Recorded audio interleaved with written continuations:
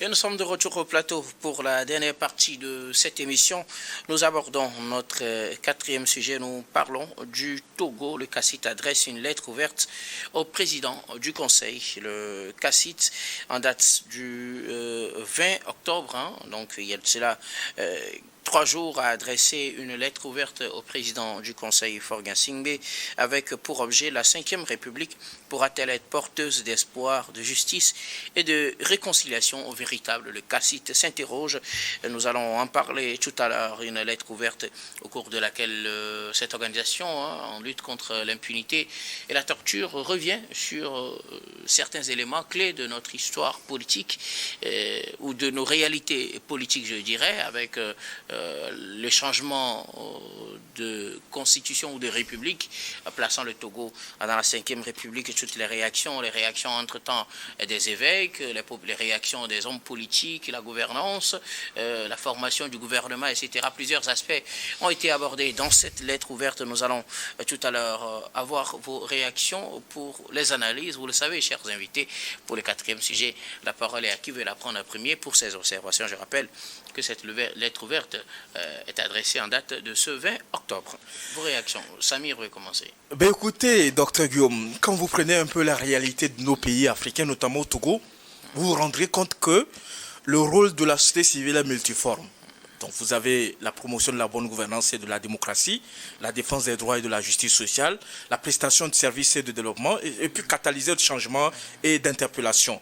Les organisations de la société civile agissent comme contrepoids au gouvernement, veillent à la transparence, mobilisent les citoyens et participent au processus décisionnel. Fort heureusement, dans notre pays, le Togo, grâce aux différents efforts donc, des autorités publiques, nous avons aujourd'hui un cadre adapté à l'épanouissement des organisations de la société civile. Vous allez dans d'autres parties du monde, vous vous rendrez compte que les organisations de la société civile sont régulièrement reprimées par rapport à leurs opinions, par rapport à la nature donc, de leurs différentes actions. Aujourd'hui, au Togo, nous avons cette garantie-là, parce que nous avons réussi à mettre en place un cadre juridique qui permet l'expression donc, des organisations de la société civile. Quand vous prenez la lettre ouverte a pour rôle de défendre une cause, d'exprimer une opinion ou de soulever un débat public sur un sujet d'actualité. Je voudrais faire une analyse sur 2 formes. Le premier aspect, quand vous prenez la forme de la lettre, vous l'avez lu, non, docteur? Bien sûr. D'accord. Vous prenez l'objet de la lettre, où on dit la 5e République est-elle porteuse d'espoir, de justice sociale et de réconciliation véritablement. Je pense que c'est une interrogation. Ce n'est pas l'objet n'est pas formulé en tant que plaidoyer, en tant que recommandation, en tant qu'observation et tout cela. Moi, j'aurais aimé que l'objet soit quelque chose d'impératif ou quelque chose de souhaité. Que ce ne soit pas une interrogation. Que ce ne soit pas sous la forme interrogative. Parce que tel que c'est formulé, on se demande véritablement à quoi cela renvoie véritablement. Qui doit répondre à cette question? Est-ce que c'est véritablement une interrogation qui s'adresse à toutes les personnes? Parce qu'on sait qu'en principe, par définition, une lettre ouverte adressée à une personne spécifique est destinée à une publication à l'égard d'un large public. Donc, 2 aspects. La première cible, c'est la personne à qui on s'adresse. La deuxième cible, c'est qu'on puisse, si on mettait tout le monde en copie. Qu'on puisse faire une large diffusion, que tout le monde puisse approprier ces idées ou ces opinions qui sont véhiculées dans cette lettre. Donc, premier aspect, la forme, qui n'est pas, à mon avis, je peux me tromper d'ailleurs, mais j'estime, par rapport aux expériences que j'ai en tant qu'acteur de la société civile, que ça aurait été mieux qu'on ait peut-être une formulation assez expressive. Donc, de la situation ou de ce qui sous-tend donc cette sortie donc, de cette organisation, qui n'est pas des moindres d'ailleurs, qui est une organisation exemplaire, respectée, qui contribue régulièrement à l'amélioration de la situation des droits de l'homme dans notre pays, le Togo. Deuxième aspect, puisque je l'ai parcouru d'étape à étape, ils ont abordé la question de la justice indépendante, la lutte contre l'impunité et l'équité sociale. Ils ont abordé l'aspect de l'inclusion et le dialogue national. Ils ont abordé la question de partenariat pour la paix et la gouvernance. Mais vous savez, dans la société civile, en termes d'actions qui sont adressées à l'encontre ou à l'égard donc des autorités publiques, nous avons l'habitude d'utiliser une pratique qui porte son fruit, qui est d'ailleurs de saluer les efforts qui sont faits dans les différents domaines, dans les différents aspects, en rappelant que, en fait, qui ne sont pas suffisants. Ce n'est pas suffisant et nous estimons que de façon concrète et précise, nous pouvons faire ceci et cela pour améliorer notre vie commune, pour améliorer l'état de droit et la démocratie véritablement. Je pense que cela n'a pas été suffisamment exploité. On s'est limité à aborder de façon globale. Bon, je n'ai pas retrouvé de façon spécifique certaines... Parce que tout ce qu'ils ont dit là, ce n'est pas nouveau sous les tropiques. On a l'habitude de voir ces histoires-là de réconciliation. De nouveau? Non, ce n'est pas qu'ils sont obligés, parce que eux, ils sont censés faire un travail scientifique. Est-ce que vous comprenez? La société civile, en fait, c'est véritablement le contrepoids. C'est-à-dire que quand le gouvernement élabore un certain nombre de politiques, quand le gouvernement adopte un certain nombre de textes de loi, de mesures et tout cela, le gouvernement...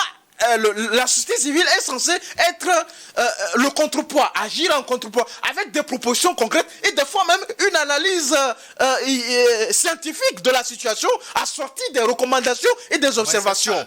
Troisième élément, mais quand vous prenez cette vague d'appels, cette vague de communiqués, cette vague de lettres ouvertes, vous avez vu, non? Les évêques qui interviennent régulièrement. Ensuite, vous avez vu l'église presbytérienne évangélique qui est rentrée dans la danse. Aujourd'hui, vous avez Cassid qui... Mais est-ce que...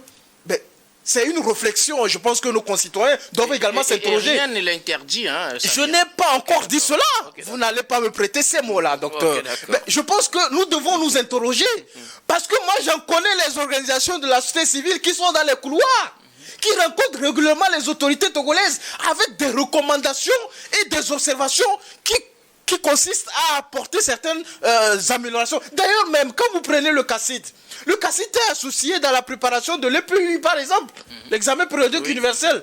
Vous savez que le CACIT fait partie d'un certain nombre de cellules qui sont mises en place par le gouvernement dans le cadre d'un certain nombre de politiques, d'un certain nombre de programmes et tout cela. Donc je me dis qu'en fait, fort heureusement, nous avons le CACIT. Vous voulez dire qu'ils ont la possibilité de rencontrer le président? Non, fort heureusement, vous avez le CACIT qui a le privilège aujourd'hui de rencontrer les autorités togolaises de façon régulière et qui font partie de ces mécanismes-là de suivi des politiques publiques et tout cela. Et je pense que le CACIT est mieux placé pour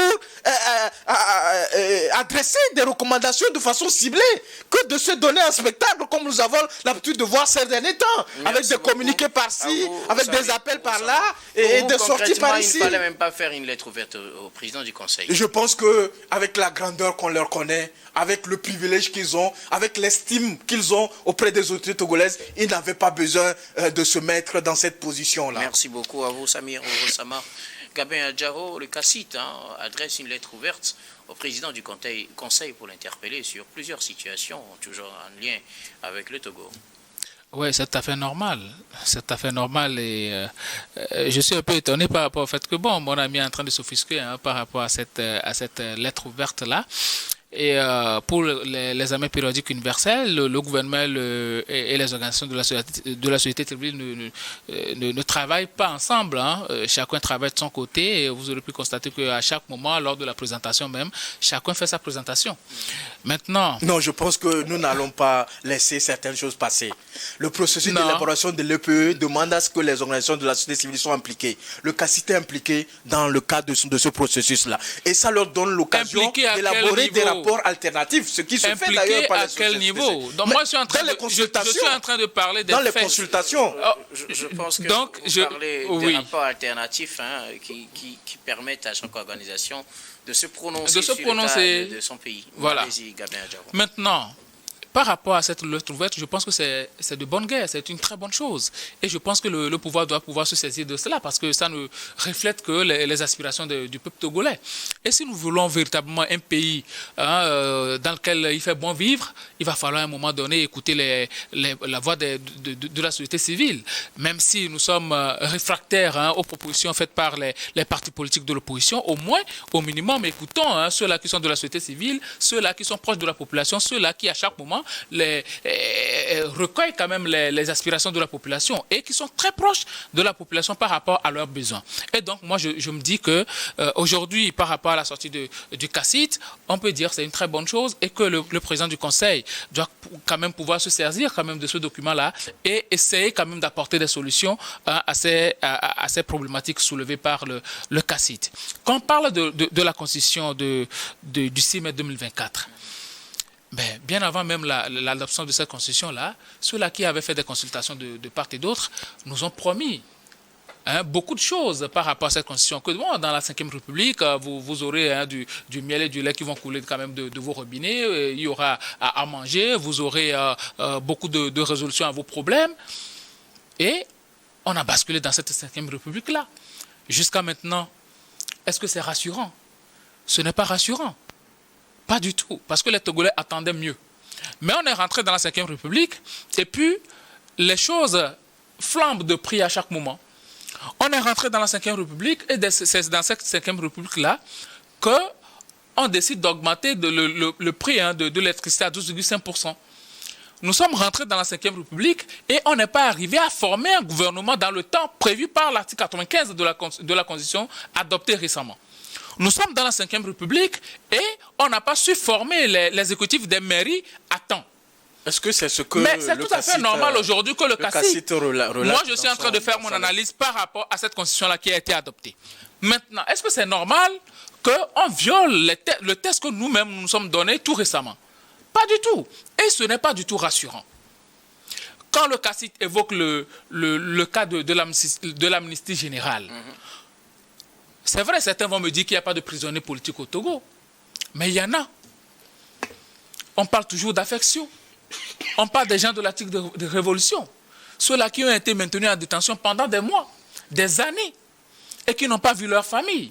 Certains même sont décédés dans cette affaire. On parle aujourd'hui du cas des incendies de Lomé. Depuis 2013, jusqu'à maintenant, les gens sont inculpés sans procès. Même les leaders de l'opposition sont encore dans cette affaire-là. Ils sont inculpés. Ils sont sous contrôle judiciaire. Mais il n'y a pas eu de procès jusqu'à maintenant. Il y a des exilés. Kofi Kounté, après un rapport sur les cas de torture, le monsieur il a fui le Togo. Les Tikpi Achadam, les Olivier Amapoko, beaucoup d'autres personnes qui sont à l'extérieur qui ne peuvent pas revenir parce que si jamais ils reviennent, ils se feront arrêter. Donc quand on parle d'amnistie générale, je pense qu'on doit quand même se saisir de cela parce que nous disons toujours que nous sommes un pays de paix, nous sommes un pays engagé pour la concorde nationale et donc nous devons tout faire pour que tout le monde se sente bien et que surtout les têtes que nous avons à l'extérieur puissent aussi revenir et apporter leur pierre à la construction de l'édifice national. C'est la même chose qui s'était produite en 1990 lors de la conférence nationale souveraine, où on a permis à tout le monde de revenir et d'apporter quand même de leurs idées à la construction de la nation. Malheureusement, ça s'est mal passé parce qu'entre-temps, il y a eu des choses qui ont été mal interprétées par certaines personnes. Et bon, certains corps sont intervenus quand même dans cette affaire-là et on a raté notre processus de démocratisation. Donc, à un moment donné, si aujourd'hui le CACIT évoque ce genre de cas par rapport à la situation socio-politique même du pays, mais c'est tout à fait normal que le gouvernement se saisisse quand même de cela pour apporter des solutions pour que les Togolais se sentent très bien dans leur république. Il y a quelque chose qui me tient à cœur par rapport à la justice. Notre justice aujourd'hui, il y a beaucoup de choses que les gens leur reprochent. Je n'en veux pour preuve que la dernière sortie du Parlement de l'Union européenne qui incrimine notre justice. Et quand on parle de justice, on parle directement de prison. Notre prison, pour celle que je connais, que je fréquente la plupart du temps, la prison civile de Lomé, on parle d'une surpopulation. Et l'Union européenne avait même donné, même d'autres organisations, avaient quand même donné des recommandations comme quoi il faille raser cette prison et construire une autre plus adaptée quand même à un lieu de détention. Les gens sont là-bas et certains sont morts dans des conditions pas possibles. Je me rappelle de Tien Yakanou dans cette affaire d'incendie de Grand Marché de Lomé. Donc, je pense que le CACIT a raison sur toute la lettre, sur toute la ligne. Et bon, Samir a dit qu'ils ont la possibilité de rencontrer les autorités et tout. Certes, ils ont peut-être la possibilité de rencontrer des ministres, des gouverneurs, des sénateurs, des députés et autres là. Mais est-ce qu'ils ont la possibilité de voir tout le temps le président du Conseil? Peut-être ils ont tenté, ça n'a pas marché. Je me rappelle très bien que les évêques même avaient dit qu'ils ont essayé de rencontrer le président du Conseil. Mais ça n'a pas été possible. Ils n'ont pas pu le rencontrer. Et ce n'est qu'après le décès de Monseigneur Nicodème Bariga qu'ils ont pu le voir pour lui annoncer le décès du prélat. Donc, ça veut dire que le CACIT n'a pas pu rencontrer le président du Conseil, raison pour laquelle ils sont passés par cette ouverture. Je suppose. Okay, d'accord. Raison pour laquelle ils sont passés par cette lettre ouverte-là pour pouvoir l'atteindre. Et je pense que c'est de bonne guerre. Alors, je reviens à vous, Samir, rapidement. Quand vous dites, d'abord, vous avez estimé que l'objet tel que formulé ne serait pas la meilleure, en tout cas selon vous, et qu'il fallait le faire comme des analyses avec des recommandations. Mais quand vous voyez la forme de cette lettre ouverte, est-ce que ce n'est pas les deux mélangés? C'est-à-dire quand on évoque un aspect, il y a une forme de recommandation qui est dit. C'est comme une forme de recommandation, même si ce n'est pas écrit clairement. Voici la situation et puis voici les recommandations que nous faisons. Dans le fond de cette lettre, même si pour la forme vous pensez qu'il faut rencontrer directement le président du Conseil pour lui exposer cela, dans le fond, est-ce qu'il n'y a pas question quand même de réfléchir sur les aspects abordés dans cette lettre ouverte? Mais docteur Guillaume, est-ce que vous convenez avec moi que on peut faire un effort de faire une analyse scientifique assez approfondie? Bien sûr, c'est pour ça. C'est-à-dire que on dit, quand tu veux formuler un certain nombre de choses à l'égard d'une personne, il faut être le plus précis possible. Il faut que la personne sache véritablement ce que tu veux. Parce que quand on parle de l'indépendance de la justice, par exemple, ou quand on parle des détenus spécifiquement, qu'est-ce qu'on doit pouvoir faire? Cela concerne quelle personne et tout cela?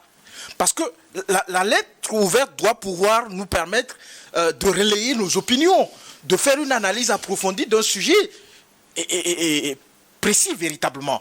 Et donc je pense, et ça reste mon avis, tous ces éléments qui sont contenus là, dans cette lettre-là, vous savez que dans la République, nous avons des répondants. Nous avons la Commission nationale des droits de l'homme qui met en œuvre la politique de l'État dans le domaine de l'État de droit et des droits humains. Vous savez que nous avons le ministère de la Justice. Aujourd'hui, vous avez le ministère de la Justice. Seulement ces aspects. Il y a la santé, il y a la justice sociale. Il y a et vous savez que dans ce cadre-là, nous avons des répondants et tout cela. Je pense qui s'adresse à ces heureusement, docteur Guillaume, nous avons une société civile dynamique. Nous avons une société civile qui s'intéresse à la question des droits humains. Vous avez d'autres qui sont spécialisés dans la santé, d'autres dans l'éducation et tout cela. Moi, je parle. Est-ce qu'il n'y a pas question? Il n'est pas bien qu'on s'interroge quand même sur les aspects abordés. Je ne suis pas contre sur l'exercice. L'exercice, il est fondé.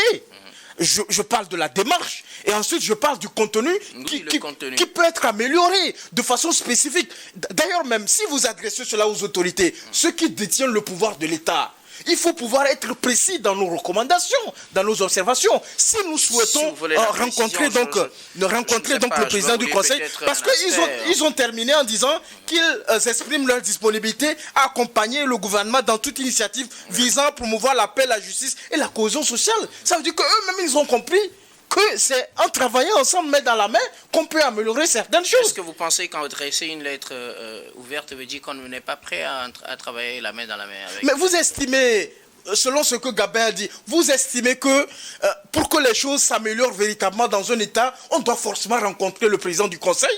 Est-ce qu'on en a besoin? Parce que l'objectif de ce changement de régime, c'est qu'on puisse dépersonnaliser l'État.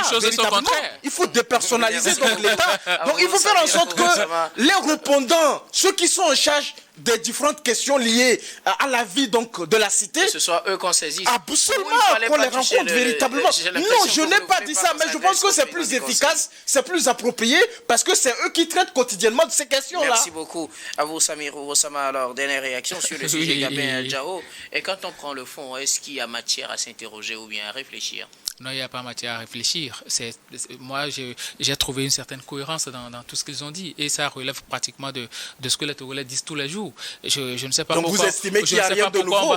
Vous estimez qu'il n'y a rien de nouveau? Je ne sais pas pourquoi on va s'offusquer. Monsieur Gabin, vous estimez qu'il n'y a rien de nouveau? Samir, le Togolais lambda n'a pas la possibilité de toucher le président du Conseil. Si le Togolais lambda aujourd'hui sont une lettre ouverte, bon, ça va passer pour perte et profit. Personne ne va regarder la même. Comme il s'agit du CACIT, un organisme assez représentatif et connu de toutes les autorités et du pays, mais je pense que ça va faire écho. Donc, je ne sais pas pourquoi on va s'offusquer du fait que, bon, on touche le président du conseil ou bien on veut le rencontrer. Personne ne s'est offusqué. Non, c'est lui qui est en train de diriger et il est le serviteur de la nation. Je pense que nous devons faire extrêmement Donc, à un moment donné, quand le CACIT parle, oui, je t'ai écouté, quand le CACIT parle de la redistribution des richesses, ben, c'est une question de l'heure. Ils ont dit ça où? Ils l'ont dit dans la lettre, il faut consulter, il faut tout lire. Moi j'ai lu la lettre. Ils ont tout dit. Ah, mais ils n'ont pas employé les mots que vous avez employés. Ben, ils parlent de la distribution des richesses. Ils parlent de la justice sociale. Je pense. Justice sociale, ça veut tout dire. S'il vous plaît. Quand tu as parlé, je me suis tué. Quand on construit parle de les écoles, justice sociale. quand on construit les écoles, quand on construit les centres de santé. Quelles écoles? Est-ce que tout le monde a les écoles aujourd'hui? Vous avez jugé de ne pas en parler, s'il vous plaît. Oui, Gabin Adjao, vous terminez rapidement. Oui, on parle de la justice sociale, de la redistribution des richesses. Aujourd'hui, quand vous allez dans le Vaud, quand vous voyez toutes ces populations-là dont les terres dont ils ont été expropriés quand même de leurs terres pour l'exploitation des phosphates et tout ça, des gens qui manquent de terres pour pouvoir cultiver. Dans d'autres zones d'ailleurs, il y a beaucoup de choses qui se passent. Et donc aujourd'hui, si le CACIT parle de ces choses-là, c'est tout à fait normal. Et moi, je ne vois pas de problème à ce qu'on évoque tous ces problèmes-là qui ont été énumérés par le CACIT en passant par la Constitution qui a été adoptée. Donc moi, je me dis, nous Togolais, nous devons être assez sérieux par rapport à un certain nombre de choses et ne pas passer, ne pas passer quand même de la poudre sur la vérité. La vérité est là. Il y a un problème. Nous devons essayer de résoudre le problème. Et il y a des gens qui parlent de ce problème-là. Je pense que c'est tout à fait normal aujourd'hui que le président du Conseil se saisisse quand même de ces problèmes et apporte des solutions aux Togolais. Merci beaucoup. À vous, Gabin Adjao, je reste avec vous 1 minute pour vos mots de fin. Bon, mot de fin, pas grand-chose. Hein. Les enfants vont débuter encore le congé de détente demain. Il va falloir que les parents puissent surveiller les enfants et même les programmes télé que ces enfants-là vont suivre pendant ces congés de détente-là. Parce que qu'on le veut ou pas, ils vont quand même tenir la télécommande. Merci beaucoup. À vous, Gabin Adjao, vous êtes juriste et directeur des cabinets Juris Consulting. Merci d'être passé sur ce plateau. Merci, docteur, de m'avoir invité. Samir Ourossama, vos mots de fin. Ben écoutez, docteur, ça n'arrive pas tous les jours. Je voudrais saisir solennellement cette occasion pour vous féliciter pour votre maîtrise, pour votre compréhension des enjeux et pour votre agencement et tout cela. Vous avez une parfaite dynamisme de l'animation de cette émission-là. Je voudrais vous adresser mes sincères félicitations. Vous savez que j'aime le dynamisme beaucoup sur le plateau. Et je suis content toutes les fois que je viens sur votre plateau. Que Dieu Tout-Puissant veille sur vous et qu'il vous ouvre énormément d'autres portes. Merci beaucoup. À vous, Samir Ourossama, ça me va droit au cœur. C'est la première fois. Merci, Samir Ourossama. Vous êtes juriste et président de l'ICJVE, l'initiative citoyenne des jeunes, la voix des enfants. Merci beaucoup d'être passé sur ce plateau. C'est toujours un plaisir, docteur. Et nous disons également merci à toutes les équipes techniques et rédactionnelles qui nous ont aidés à préparer et à présenter cette émission. Merci beaucoup à Richard Kourfanga à la réalisation, Christian et Obanikwa également à la réalisation. Merci à Seigneur Wampa, Richard Amédessoa à la diffusion, à Stéphane Kouanou et Rebecca Vesso à la caméra. Et surtout à vous, très chers téléspectateurs, de nous avoir suivis. C'est la fin de ce numéro de Regard Croisé. Je vous retrouve demain avec le même plaisir pour un autre numéro.